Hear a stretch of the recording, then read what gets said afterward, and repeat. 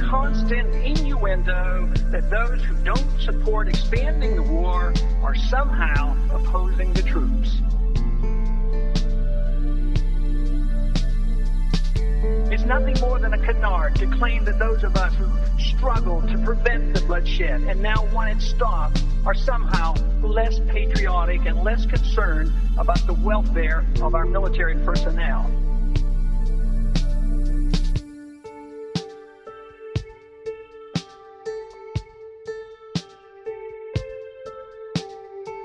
Osama bin Laden has expressed sadistic pleasure with our invasion of Iraq and was surprised that we served his interests above and beyond his dreams on how we responded after 9/11 attacks.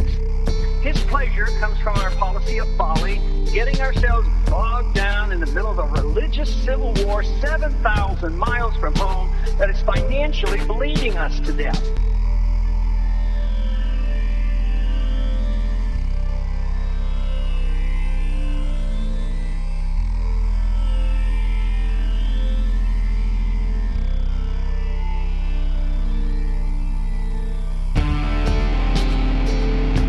Costs now are reasonably estimated to exceed $2 trillion.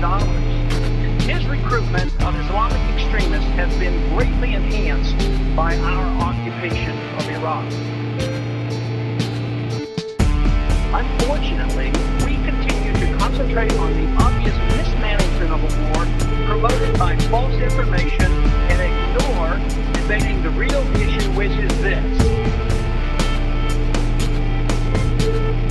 Why are we determined to follow a foreign policy of empire building and preemption which is unbecoming of a constitutional republic?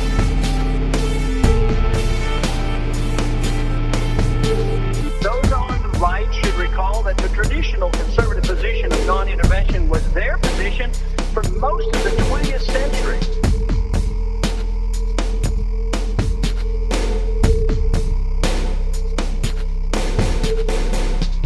The catch-all phrase, the war on terrorism, in all honesty, has no more meaning than if one wants to wage a war against criminal gangsterism.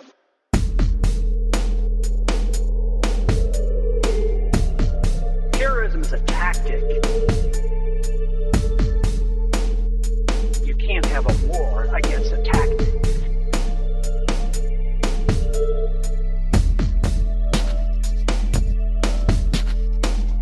Don't forget, the Iraqis and Saddam Hussein had nothing to do with any terrorist attack against us, including that on 9/11.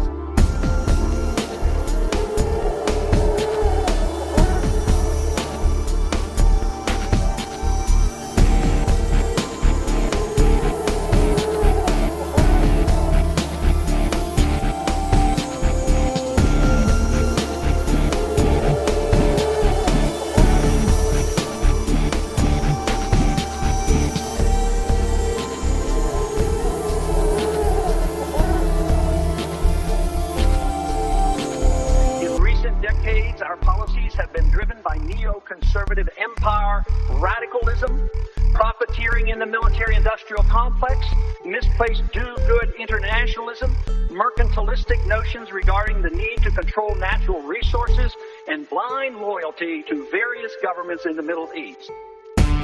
For all of the misinformation given the American people to justify our invasion, such as our need for national security, enforcing UN resolutions, removing a dictator, establishing a democracy, protecting our oil, the argument has been reduced to this. If we leave now, Iraq will be left in a mess. Implying the implausible, that if we stay, it won't be a mess.